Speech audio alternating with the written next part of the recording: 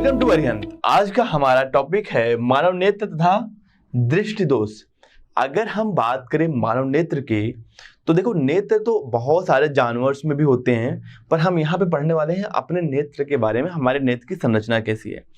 अगर मैं बात करूँ, अगर मानव नेत्र प्रकृति का वह मूल्यवान देन है जिसकी मदद से हम इस दुनिया को समझ पाते हैं, देख पाते हैं, या हम बोले रंग बिरंगा संसार को देख पाते हैं। पर किसकी मदद से? प्रकाश की मदद से। तो ये हमारा क्या होता है, तो हमारा मानव नेत्र है वो प्रकाश संवेदी होता है। एक प्रकाश संवेदी अंग है, लाइट सेंसिटिव, इस पर लाइट पड़ेगी तो सेंस करेगा। चलिए आइए बात करते हैं हम लोग मानव नेत्र की संरचना के बारे में। देखिए, अगर मानव नेत्र इतना इंपॉर्टेंट है तो उसकी संरचना भी काफी डिफिकल्ट होगी। तो यह संरचना हमारे मानव नेत्र की है। यहाँ पे एक एक बिंदु के बारे में समझेंगे। अगर मैं बात करूं तो सबसे पीछे वाला जो हमारा, जो इसको आंखों की सुरक्षा प्रदान करता है, इसको बोलते हैं दृढ़पटल। ठीक है ना। यहाँ पे दृढ़पटल के बारे में दिया गया है कि मानव नेत्र एक खोखला गोले की भांति होता है जिसका व्यास लगभग 25 mm 25 मिमी, ध्यान रखिएगा 25 मिलीमीटर यानी कि पावर -3 मीटर होता है, तथा जो बाहर से एक दृढ़ या अपारदर्शी श्वेत परत से ढका होता है, या अपारदर्शी श्वेत परत को क्या बोलते हैं? दृढ़पटल कहलाता है। अब देखिए, इसमें जो मानव नेत्र की सुरक्षा भी करता है।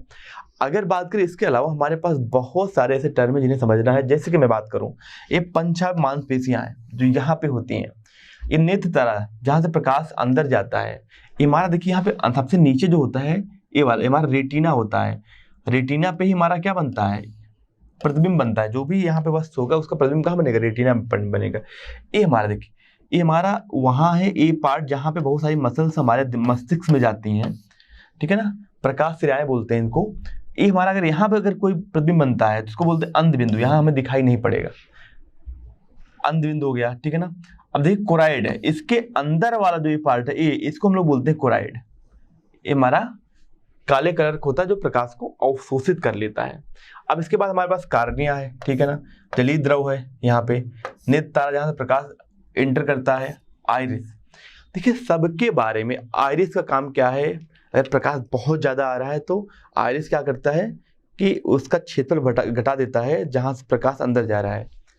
अगर प्रकाश कम कहीं पे है तो क्या करता है आइरिस, वहाँ के क्षेत्रफल बढ़ा देता है जहाँ से प्रकाश अंदर जाता है, तो हमें कोई वस्तु अच्छे से दिखाई पड़ती है। तो एक एक टर्म के बारे में हम अच्छे से पढ़ने वाले हैं। तो यहाँ देखिएगा, आइरिस हमारा यहाँ होता है, हमारा नेत्र लेंस है। देख लीजिए, ये हमारा क्या होता है? नेत्र लेंस होता है।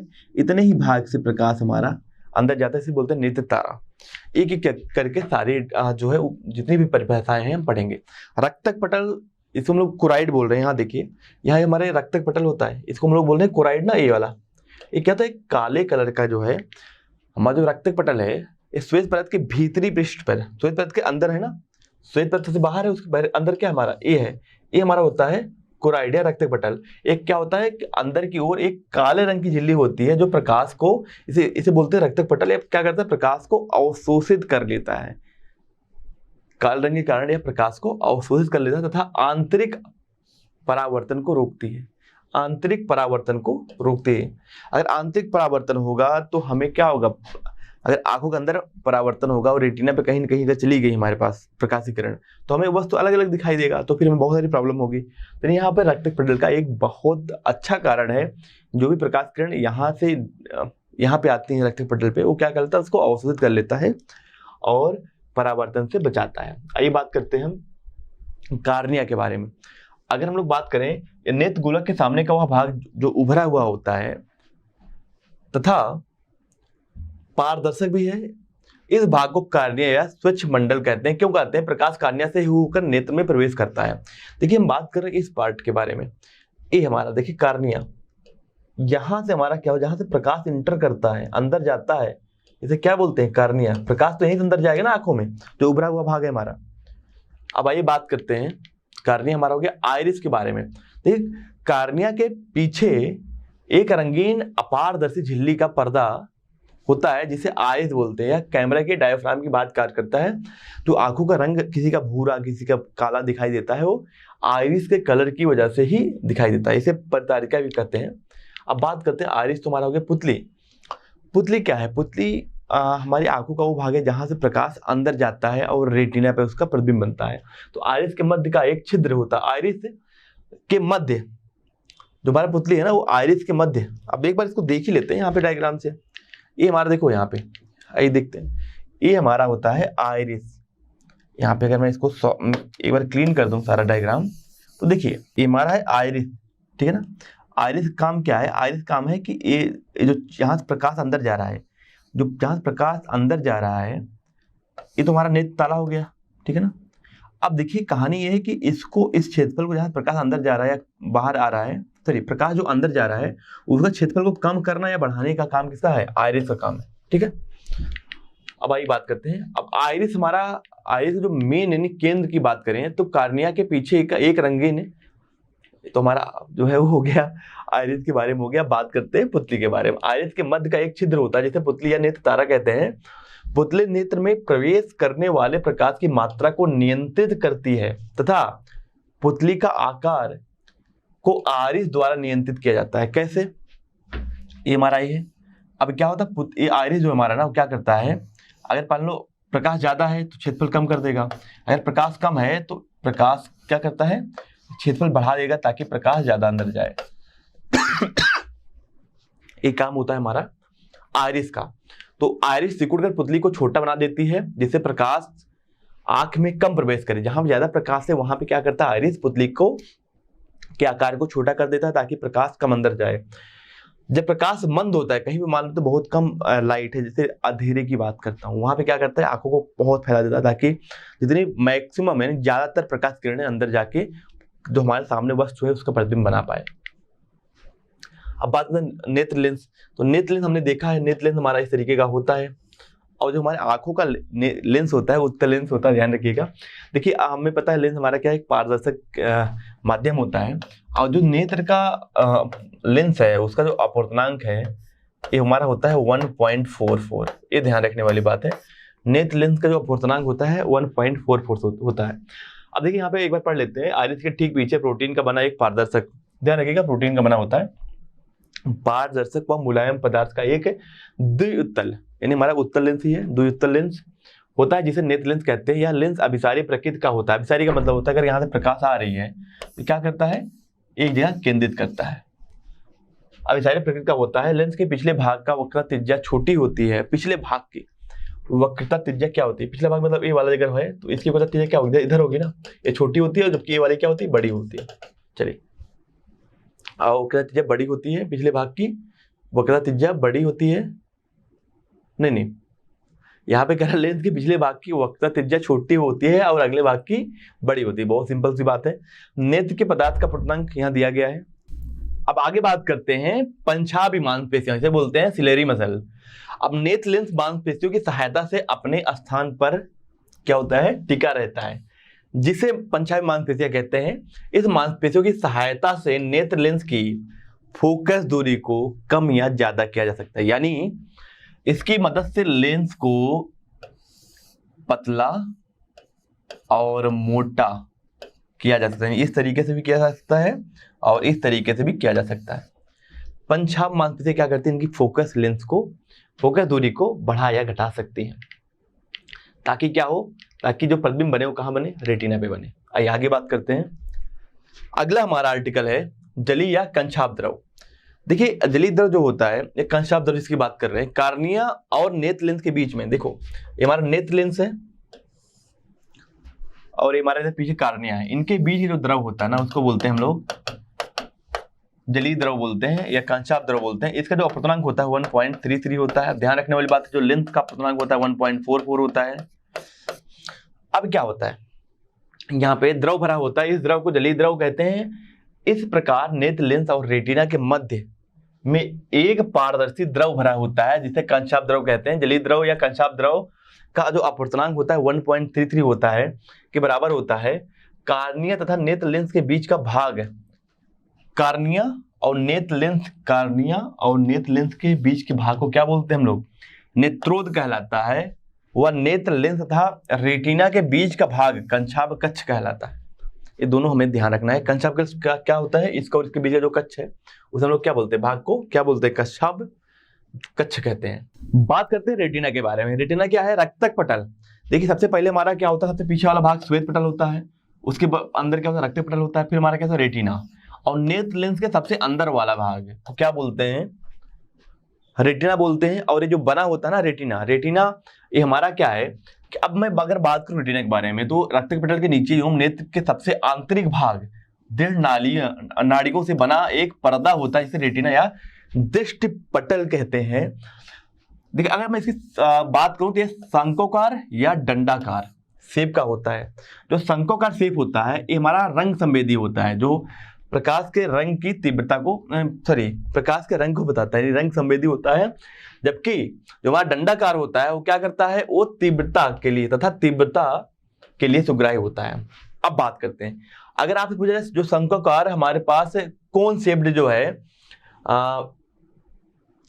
कोशिकाएं होती हैं, जो हमारा शंक्वाकार कोशिकाएं होती हैं वो किसके लिए संवेदी होती हैं, तो वो रंग के लिए संवेदी होती है। जबकि जो हमारा दंडाकार है वो क्या होती है, वो तीव्रता के लिए, यानी प्रकाश की लाइट ज्यादा है या कम है उसको मैनेज करते हैं।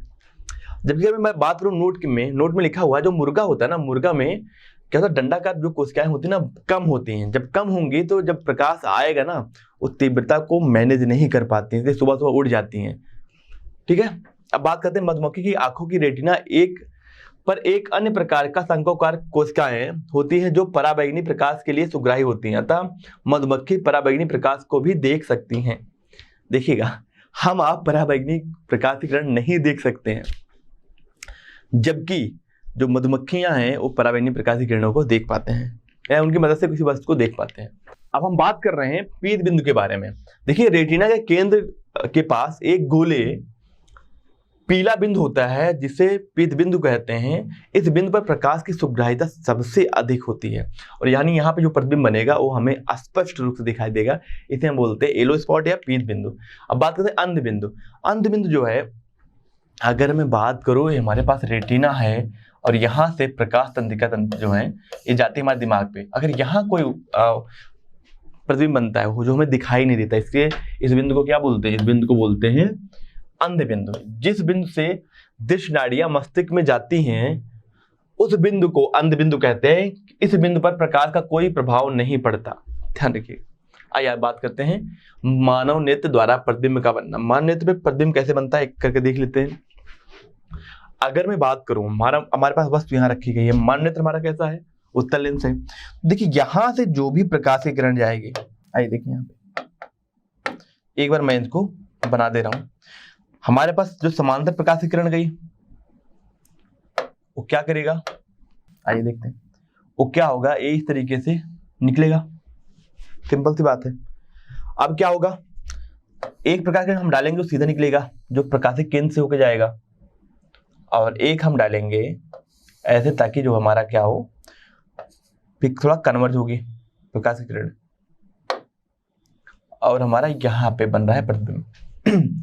तो बस ध्यान रखने वाली बात यह है, अगर मैं बात करूं तो अलग अलग दूर वस्तु होगा, प्रतिबिंब जो है ऊपर और नीचे कहीं बन सकता है पर रेटिना पे ही बनेगा। तो इस तरीके से अगर वस्तु हमारी सीधी है तो प्रतिबिंब कैसे बन रही है, प्रतिबिंब हमारी उल्टी बन रही है, ठीक है ना। अगर वस्तु हमारी सीधी है तो प्रतिबिंब कैसा बन रहा है, हमारा उल्टा बन रहा है, क्योंकि हमारा ये क्या है, ये हमारा द्विउत्तल लेंस है। अब आइए आगे बात करते हैं। अब एक क्या होगा, जब ये प्रकाश किरण यहाँ पहुंचेगी तो रेटिना पे, तो फिर क्या होगा, जो है प्रकाशिक तंत्र होते हैं वो उसको दिमाग तक पहुंचाते हैं और दिमाग क्या होता है, इसको सीधा करके पढ़ता है, इसलिए हमें वस्तु क्या सीधा दिखाई देती है। अब बात करते हैं नेत्र लेंस की फोकस दूरी। अब यहाँ पे सबसे बड़ी चीज क्या है, इस चीज को समझना कि नेत्र लेंस की फोकस दूरी कितनी होनी चाहिए, क्यों इतनी होती है, एक एक करके समझेंगे। अगर मैं बात करूं मानव नेत्र द्वारा अनंत पर स्थित वस्तु को बहुत आसानी से हम लोग देख सकते हैं। अगर मैं बात करूं सूर्य और चंद्रमा के बारे में, वस्तु को देखने के लिए नेत्र पर गिरने वाली समांतर किरणें नेत्र लेंस द्वारा रेटिना पर फोकस होती हैं तथा वस्तु का स्पष्ट प्रतिबिंब दिखाई देता है। मानव नेत्र के लिए नेत्र लेंस से रेटिना के मध्य की दूरी को क्या बोलते हैं, फोकस दूरी बोलते हैं। अब यही बात है, हम लोग क्या नेत्र लेंस और रेटिना के बीच की दूरी क्या बोलते हैं, फोकस दूरी बोलते हैं। नेत्र लेंस की फोकस दूरी होती है। पर यहाँ एक चीज समझने वाली बात क्या है कि यहाँ से हम लोग अनंत में जो हमारे पास वस्तु है उसको बहुत आसानी से देख पाते हैं। सबसे आसान हमारे लिए होता है, अगर मैं बात करूं अपनी अच्छी आंखों के लिए, जिनकी आंखें स्वस्थ हैं, वो अनंत की वस्तुएं ही बहुत आसानी से देख पाते हैं। अब बात करते हैं मानव नेत्र की समंजन क्षमता। अब यहाँ पे एक चीज और, जो हमारा मानव नेत्र है ना वो अनंत पे कोई वस्तु रखी गई है, कहाँ बन जाएगा, रेटिना पर भी बन जाएगा, दिख जाएगी। 25 सेंटीमीटर पर रखा गया है कोई वस्तु तो भी हमें दिख जाएगी रेटिना पे। पर अगर 25 सेंटीमीटर से कम दूरी पे कोई वस्तु रखा गया है तो हमें स्पष्ट दिखाई नहीं देगा। आइए बात करते हैं मांसपेशियों द्वारा नेत्र लेंस की फोकस दूरी को आवश्यकता अनुसार कम या ज्यादा किया जा सकता है। हमने बताया भी था परिवर्तित करने की क्षमता को नेत्र की सामान्य क्षमता कहते हैं।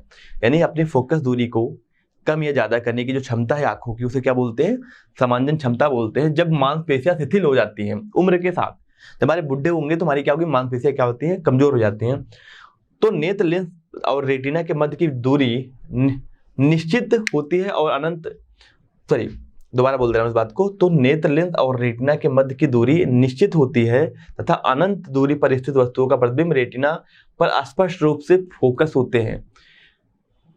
जब वस्तु को नेत्र के निकट लाया जाता है तो रेटिना पर उसका प्रतिबिंब प्राप्त करने के लिए मांसपेशियां नेत्र लेंस पर दबाव डालकर लेंस की वक्रता त्रिज्या को इस प्रकार संयोजित करती हैं कि नेत्र की फोकस दूरी कम हो तथा वस्तु का प्रतिबिंब कहां बने, रेटिना पर प्राप्त हो। स्वस्थ या वयस्क मानव नेत्र की जो सामान्य क्षमता होती है वो 4 डायोप्टर होती है। ठीक है, कितना होती है, 4 डायोप्टर। यानी इसका मतलब ये है, अगर 4 डायोप्टर, इसका मतलब ये है कि जो न्यूनतम फोकस दूरी होगी ना इसकी, वो कितनी होगी। अगर हमारे पावर 4 डायोप्टर है तो इससे हम लोग फोकस दूरी निकाल सकते हैं ना। पावर इक्वल टू क्या होता है, 1/f होता है, तो हम लोग यहाँ पे फोकस दूरी निकाल सकते हैं, पर ये मीटर रहेगा। आइए आगे बात करते हैं स्पष्ट दृष्टि का न्यूनतम दूरी। अगर मैं बात करूं हमें कोई वस्तु स्पष्ट रूप से देखना है, उसके लिए जो न्यूनतम दूरी है वो 25 सेंटीमीटर होनी चाहिए। आगे बात करते हैं दूर बिंदु या वन निकट बिंदु, फार पॉइंट और नियर पॉइंट। अगर मैं फार पॉइंट की बात करूं तो हमें कोई अनंत पे वस्तु रखी गई है तो हमें दिख जाएगी, और निकटतम बिंदु हमारे पास है 25। तो अगर मैं बात करूं दूर बिंदु व निकट बिंदु की बात करूं तो हमारे पास दूर बिंदु क्या अनंत है और निकट बिंदु क्या हमारा 25 सेंटीमीटर। ये हमारा 2 बिंदु है, इसके बीच की हमें वस्तु दिखाई देती है। अगर 25 सेंटीमीटर से नजदीक कोई वस्तु हमारे आंखों के लिए आई तो हमें दिखाई नहीं पड़ेगा। तो देव नेत्र की अधिकतम दूरी पर स्थित वह बिंदु जिसे नेत्र बिना समंजन क्षमता के स्पष्ट देख सकता है उसे बोलते हैं दूर बिंदु। तो जो हमारे पास जो बात करें, अगर जिनकी आंखें सही हैं उनके लिए क्या अनंत होता है, इस बिंदु को नेत्र तक की दूरी स्पष्ट दृष्टि से अधिकतम दूरी कहलाती है। स्वस्थ मनुष्य की अगर बात करूं, मनुष्य के लिए इसका मान अनंत होता है, और निकटतम बिंदु जिसे नेत्र अपनी अधिकतम समंजन क्षमता लगाकर स्पष्ट देख सकती है उसे बोलते हैं नेत्र का निकट बिंदु कहलाता है। नेत्र में इस बिंदु के बीच की दूरी को स्पष्ट दृष्टि की न्यूनतम दूरी कहते हैं। निकट बिंदु और दूर बिंदु के बीच की दूरी को दृष्टि विस्तार यानी रेंज ऑफ विजन भी कहते हैं, दृष्टि विस्तार। तो अगर मैं आपसे बोलूं कि जो हमारे पास अच्छी आंखें हैं, जो मतलब जो स्वस्थ मनुष्य की आंखें हैं, वो क्या है, उनकी जो क्षमता है, रेंज है, वो क्या है, अनंत से 25 सेंटीमीटर है। दृष्टि विस्तार का रेंज पूछा जाए, अगर दृष्टि विस्तार पूछा जाए तो क्या बोलेंगे आप, अनंत से 25 सेंटीमीटर। अब बात करते हैं दृष्टि दोष, जिनका कारण और निवारण। अब बात करते हैं आंखों में कई तरीके के दोष भी पाए जाते हैं। अब दृष्टि दोष में क्या क्या आएगा हमारे पास, उसके बारे में पढ़ेंगे। पर ये दृष्टि दोष होता क्यों है। अब देखिए, हमने बताया ना कि हमारे पास ऐसी मांसपेशियां जो उनकी क्या करती हैं, फोकस दूरी को घटा या बढ़ा सकती हैं। उम्र के साथ या कोई कमी के कारण क्या होता है, हमारे पास इनको अपनी फोकस दूरी को कम और ज्यादा नहीं कर सकते। इनके अलावा और भी कई प्रॉब्लम्स आ सकती हैं। आइए देखते हैं हमारे पास जो जितने भी दृष्टि दोष है एक एक करके पढ़ेंगे। तो पर यहाँ पे एक बार इस बात को देख लेते हैं, इन्होंने बोला क्या है कि जब किसी बिंब या वस्तु से आने वाली किरणें नेत्र की रेटिना पर फोकसित नहीं हो पाती, अगर रेटिना नहीं बनेगी तो हमें वस्तु नहीं दिखाई देगा। अर्थात जब नेत्र में प्रतिबिंब रेटिना के आगे या पीछे बनते हैं तब वस्तु स्पष्ट दिखाई नहीं देते, जिससे नेत्र में अनेक दोष उत्पन्न हो जाते हैं, जिन्हें दृष्टि दोष कहते हैं। आइए पहले बात करते हैं निकट दृष्टि दोष। अब इसका मतलब ये मत सोचना कि जो है निकट दृष्टि दोष का मतलब हो गया कि हमें नजदीक की वस्तु नहीं दिखाई देती, नहीं। निकट दृष्टि दोष में क्या होता है, हमें दूर की वस्तु नहीं दिखाई देती। आइए बात कर लेते हैं। तो इस दृष्टि दोष में व्यक्ति को के पास की वस्तुएं स्पष्ट दिखाई देती हैं, पर दूर की वस्तुएं स्पष्ट नहीं दिखाई देती। होता क्या है, ये जो प्रकाश किरणें अनंत से आ रही है ना, वो क्या होती हैं, यहाँ देख लेते हैं। जो अनंत से प्रकाश यानी दूर जो प्रकाश किरणें आ रही हैं, ठीक है ना, यहाँ आई, यहाँ आई, इसके बाद क्या होता है, एक द्रव होता है, द्रव होता है थोड़ा सा मुड़ेंगे। हमारे पास ये लेंस है ना, ये तो हमारा उत्तल लेंस है, ये हमारे पास यहाँ पहले मिल जाती है, यानी रेटिना के क्या हो रहा है, पहले ही मिल जा रही है प्रकाश की किरणें। अगर पहले मिल जा रही है इसका मतलब क्या है, इसका हमें प्रतिबिंब स्पष्ट दिखाई नहीं देगा। तो इसका निवारण क्या करते हैं, देखिए एक चीज और ध्यान रखिएगा, यह दोष जो है 10 से 16 वर्ष की आयु में होता है। अब निवारण के लिए क्या करते हैं, हमें क्या चाहिए, हमें चाहिए दूर, ताकि ये जो वस्तु जो प्रकाश किरणें नजदीक आ जा रही, मतलब जब यहाँ पे प्रकाश की किरणें क्या हो रही, एक बिंदु पे मुड़ रही हैं, पर पहले मुड़ जा रही है ना, हम चाह रहे हैं थोड़ा सा दूर जाके मुड़े। तो क्या करेंगे, हम इसका निवारण के लिए एक अवतल लेंस का उपयोग करेंगे, ताकि प्रकाश को क्या करे, ये दूर कर पाए। ये तो क्या करता है, प्रकाश को केंद्रित करता है और अवतल लेंस प्रकाश को दूर करता है। तो यहाँ पे एक अवतल लेंस का उपयोग करेंगे। अब बात करते हैं निकट दृष्टि दोष का कारण। कारण क्या है, एक बार कारण देख लेते हैं, फिर निवारण के बारे में बात कर लेंगे। कारण होता है नेत्र लेंस के पृष्ठ की वक्रता बढ़ जाना, जिससे फोकस दूरी कम हो जाती है। अगर फोकस दूरी कम हो जाएगी, जो अनंत प्रकाश किरणें आएंगे क्या होंगे, पहले मिल जाएंगे।